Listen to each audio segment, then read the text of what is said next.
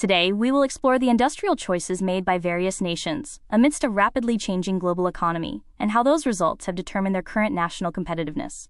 Industrial structure is not simply a matter of where factories are located. It is a country's way of survival and a collection of philosophies designed for the future. Through this session, we will track dramatic shifts from the UK to Northern Europe and, ultimately, to Korea. Let's begin our journey by looking at two extreme examples in the global economy. Our presentation will follow this sequence. In the first part, we compare the UK, which moved away from manufacturing, and Japan, which remained trapped in its craftsmanship. Second, we will examine the contrasting national strategies of Germany and France, the engines of the European economy. Third, we will analyze Northern Europe's ability to turn the collapse of Nokia into an opportunity, alongside Korea's early success in heavy and chemical industries. Finally, we will conclude by suggesting tasks to overcome the, quote, deindustrialization trap as we face the digital revolution. Let's look at the next screen for the case of the United Kingdom. The UK is the birthplace of the Industrial Revolution. However, in the 1980s, it suffered from a low-efficiency trap known as the, quote, British disease. At that time, Margaret Thatcher's government implemented a drastic deregulation called the Big Bang. Instead of keeping inefficient traditional manufacturing plants open, they gambled on building a world-class financial hub centered on the City in London. As a result, the UK's manufacturing share today is only about 1.9%.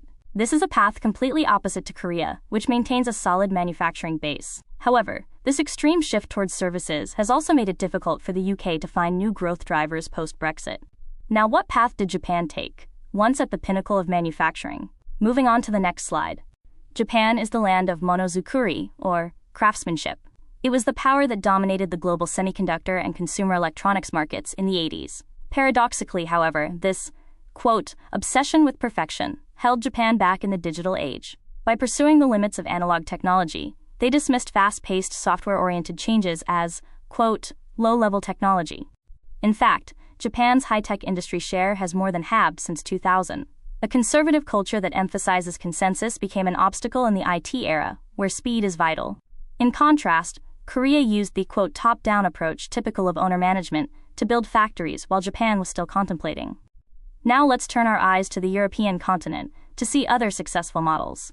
Germany possesses the most robust economic stamina in Europe. The secret lies not in a few large corporations, but in hidden champions.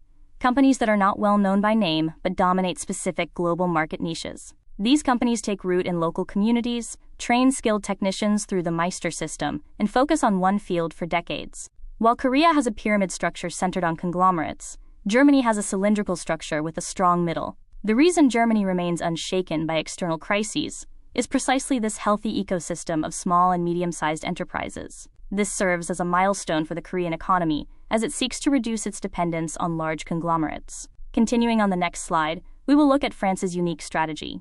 France has a tradition of the state directly selecting and nurturing specific companies as national champions. This is known as Colbertism, and it closely resembles Korea's compressed growth model, where the government led the economy.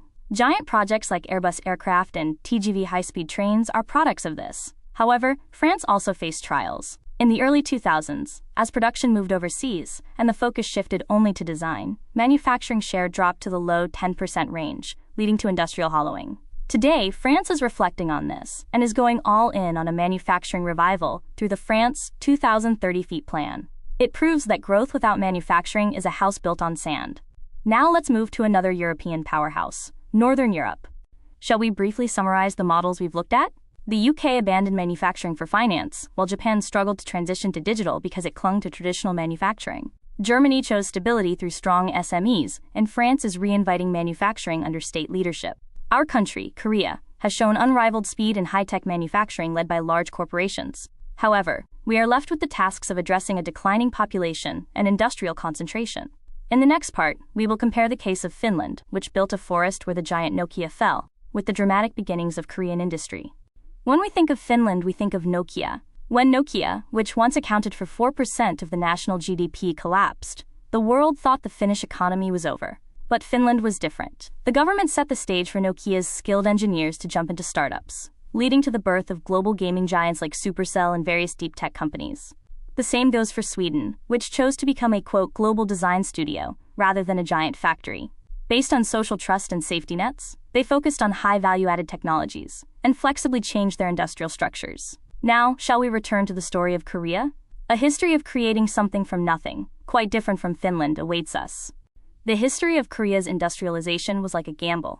In the early 1970s, when there was neither capital nor technology, Chairman Chung Ju-young showed a 501 banknote featuring a turtle ship to secure a loan from the UK. With the sheer guts to say, "Our ancestors made such ironclad ships hundreds of years ago," he planted the seeds of the world's #1 shipbuilding nation.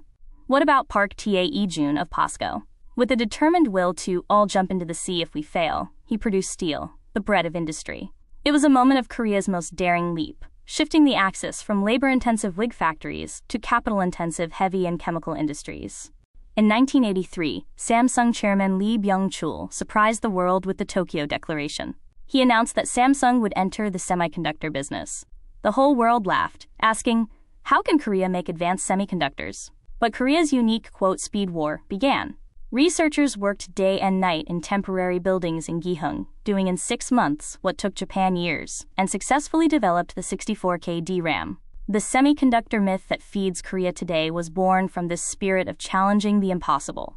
Now let's see how this heat led to the digital revolution in the final part.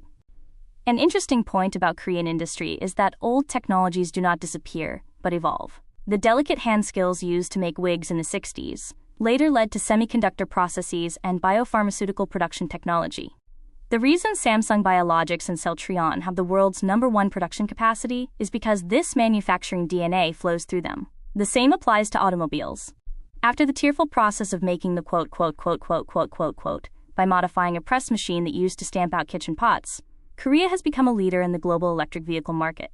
We have grown into a true industrial powerhouse, with original planning and design capabilities beyond simple assembly. The 1997 IMF financial crisis brought great pain, but paradoxically, it became the catalyst for completely changing our industrial structure.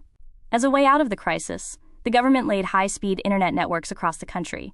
PC rooms, founded by those who lost their jobs, became digital laboratories for the entire nation, and IT giants like Naver and Kakao grew from that soil. Furthermore, noting that the profit of one Jurassic Park movie equaled the sale of 1.5 million cars, we nurtured the cultural industry, which became the start of the K-culture craze shaking the world today.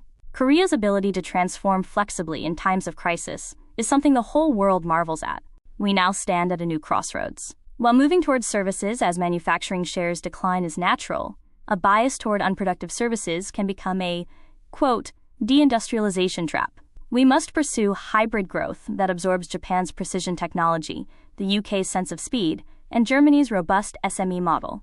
We must integrate AI into manufacturing and cultivate weak material and component industries into German-style strong SMEs. Additionally, resolving the concentration on specific large corporations and creating high-quality jobs is the task of our generation. Over the past 20 minutes, we have looked at the history of global industrial structure changes and Korea's passionate challenges. Korea's current position is one that seeks to avoid abandoning manufacturing like the UK, stay out of the past like Japan, and build a sturdy backbone like Germany. If Chairman Chung Ju-young's guts and Chairman Lee Byung-chul's insight brought us here, we now need a new hybrid engine, where digital and manufacturing converge. With our flexibility and fearlessness in the face of change, Korea will once again redraw the world's industrial map. Thank you for listening.